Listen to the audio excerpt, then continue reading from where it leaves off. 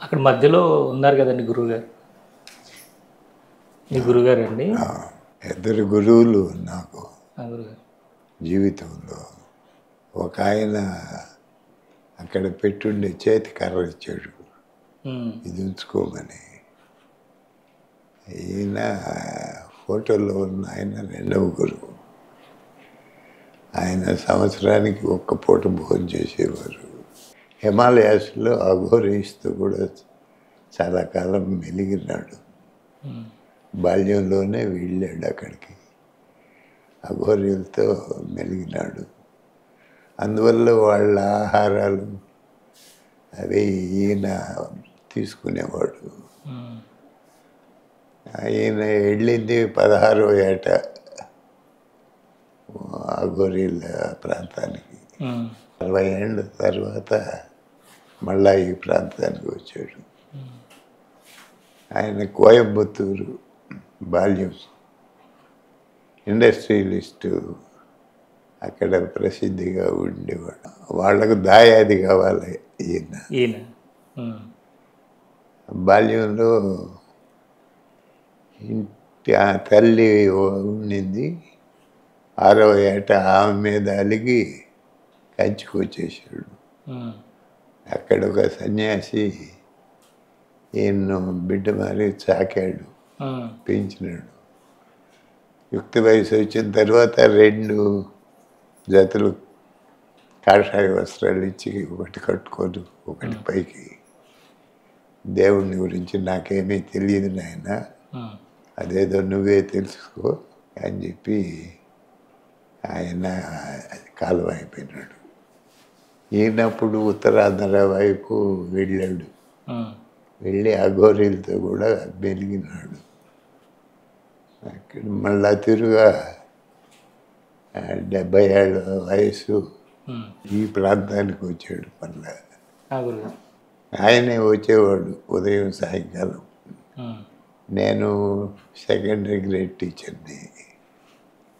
ఆయన వస్తూ వస్తూ ఈ గంజా, పత్రి, ఈ అప్పట్లో సారా పొట్లాలు లభ్యేది, అవి అన్నీ తీసుకొని వచ్చేవాడు ఆయనే. ఆ పత్రి వేసి అదేమి పీల్చేది, గంజా లాంటిది. గంజా. ఒక గుక్క ఆయన తాగేది, ఒక గుక్క నాకు ఇచ్చేవాడు.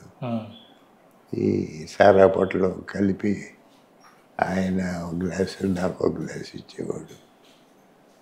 ఇవన్నీ తీసుకొని డ్యూటీకి పోయేది నేను టీచర్గా. కానీ తమాషా ఏమంటే మత్తు కలిగేదిలే ఇవి తీసుకున్నందువల్ల. ఆ వాసన వచ్చేది లేదు. అందువల్ల అది సమస్య, నాకేమీ సమస్య కాలేదు.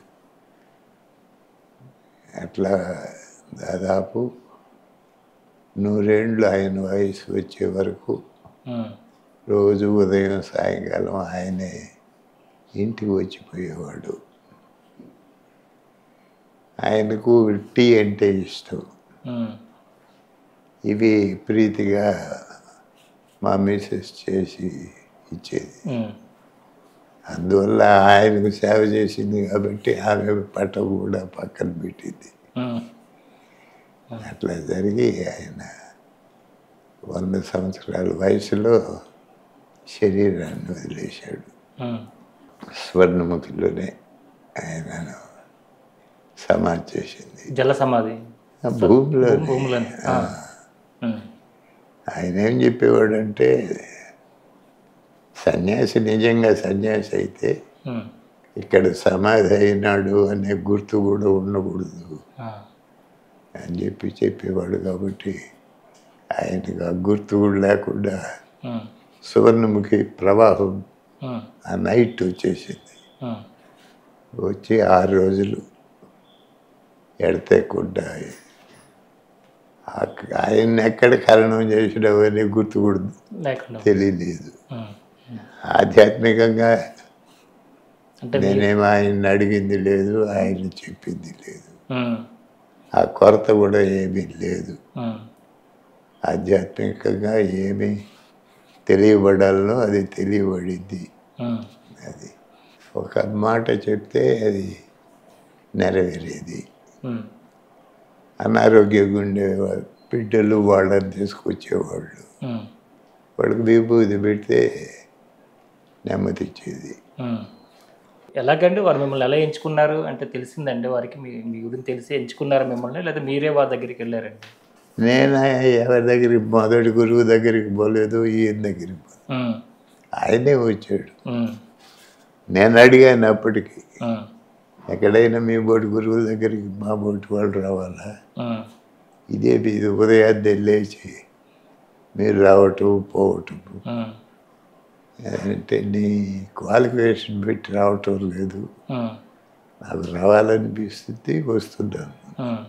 ఆయన రావటం పోవటమే అది మీ అదృష్టంగా నేను భావించాను. మీరు అడగకపోయినా ఇప్పుడు మాలాంటి వాళ్ళం అయితే తెలుసుకోవాలని ఉంటుంది కదా గురుగారు మాకైతే. ఎండలో ఉండే తిరిగేవాడికి ఉమ్, సైన్స్ తెలిసిన వాడైనా తెలియని వాడైనా ఉమ్, డి విటమిన్ దొరుకుతుంది కదా. అవును. ఆ విధంగా ఉమ్, ఇక్కడ వచ్చి కూర్చొని పోతే ఆ సన్నిధి ప్రభావం, ఆ ఫలితం ఉమ్, వాళ్ళకు దొరుకుతుంది. ఉమ్. నాకు అలానే దొరికింది. మానవుడు, జీవితం, దేవుడు ఏంటి గురుగారు ఈ మూడింటికి మధ్యలో ఉన్న సంబంధం తెలుసుకుందామని ఈరోజు వచ్చిందండి. ముగ్గురు ఒకరే, ఉమ్, ముగ్గురు ఒకరే. అవును. ఎలా అది తెలుసుకోవాలంటే అండి? నీకు వేరుగా ఉంటే తెలుసుకోవటం అనేది జరుగుతుంది. అవును. నువ్వే అయినప్పుడు తెలుసుకోవటం ఎట్లా? నేనని అంటున్నావు కదా, ఉమ్, ఏమీ తెలియకపోతే నేను అని ఎట్లా అంటున్నావు? నేను అంటున్నావు కాబట్టి నీకు తెలుసు అని లెక్క. అదేమి శాస్త్రము కాదు, నేర్చుకునేది కాదు, ఏమీ కాదు. చిన్న బిడ్డ కూడా నేను అంటున్నాడు, వాడికి ఏమి తెలిసి? అంటే నేనే దేవుడు అనే భావన వాళ్ళ లోపల ఉన్నదాన్ని వాళ్ళ స్వయంగా అనుభవం ఎప్పుడు చెందాలండి అది? అది సదా ఉండేది, సకలంలోనూ ఉండేది నేను అనే భావం. చెట్టు పుట్ట రాయి రప్ప అన్నిట్లో ఉంది. నువ్వు చెప్పిన మాట మనుషులకే కాదు అర్థమయ్యేది, రాయికి అర్థమవుతుంది, చెట్టుకు అర్థమవుతుంది, కానీ రియాక్షన్ ఉండదు. మనిషిలో ఉన్నట్టు రియాక్షన్ ఉండదు. అందువల్ల అర్థం కాలేదు అని వాటికి అర్థం కాదు అని అనుకుంటాము, కానీ నిద్ర లేచి వాటికే మొక్కుతూ ఉంటాం. నీ కోరిక తీరింది ఎందుకు మొక్కుతావు నువ్వు? కాబట్టి అవి వింటున్నాయి అని అర్థం, రియాక్ట్ అవుతున్నాయి. అవును గారు. అది ఇంకేం